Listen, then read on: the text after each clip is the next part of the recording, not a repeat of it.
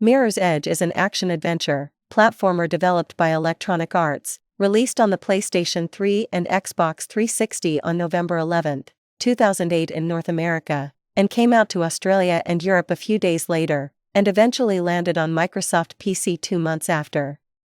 It stars Faith, a runner, a type of courier that goes around delivering physical communiques around the city.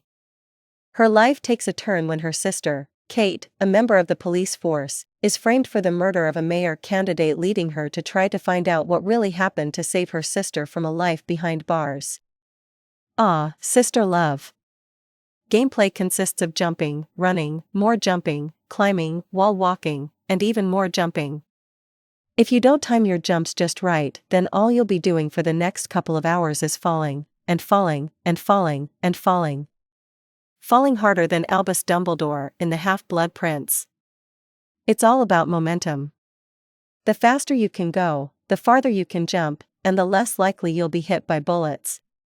Certain objects will be highlighted as red, letting you know they can be used. These include, but are not limited to, ladders, pipes, bars, and doors. Basically, if it's red, you can interact with it. Mirror's Edge combat system offers limited ways to fight off enemies with a couple of melee moves, being able to disarm opponents, and using their own weapons against them. But it's ultimately better to avoid combat altogether, and to isolate your enemies one at a time, so it's easier for hand-to-hand combat. The thing is, you're surrounded by enemies so much it's nearly impossible to do this. There were few moments in the game where I got to catch my breath and not have to worry about being shot at, and too many of them huddled together, so isolating them isn't worth the trouble when it's better to just run. Hitting the X button will slow everything down to a snail's pace, which helps while disarming enemies.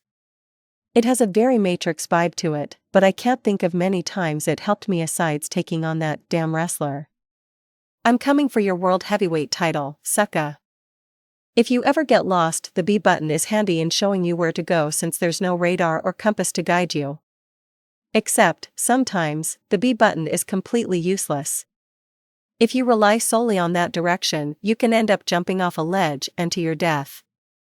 It will only show you the designation instead of how to get there, so you're better off navigating on your own. Once you get on a roll with the running and platforming, the game can be a lot of fun, but frustrating. I fell and got shot to death as many times as I successfully got through an area. You really have to remember your training in the tutorial to get anywhere in this game.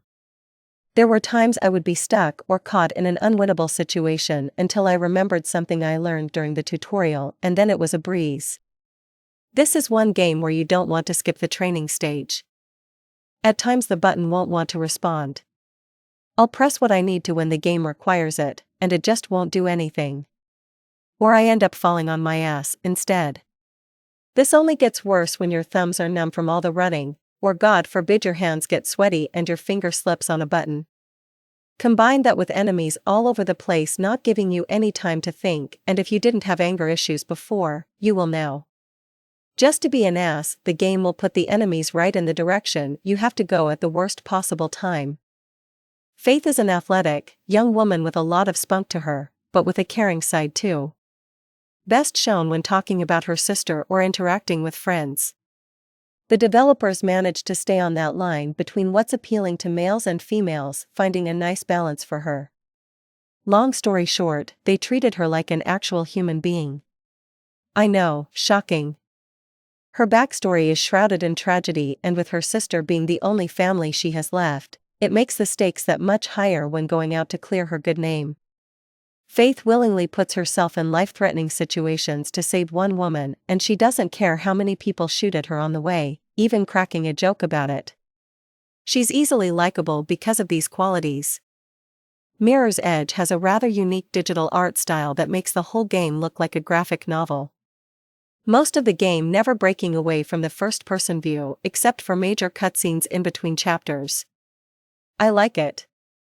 It gives the game that extra flair that is its own and makes it stand out all the more. Overall, I have no problem with the story, characters, or art style. Even the gameplay can be fun at times, but there are far more frustrations in a single run-through than enjoyable moments, and it's not something I'll pick up again anytime soon. If gameplay is your main focus, I'd give it a pass, otherwise it may be worth a rental. Try it.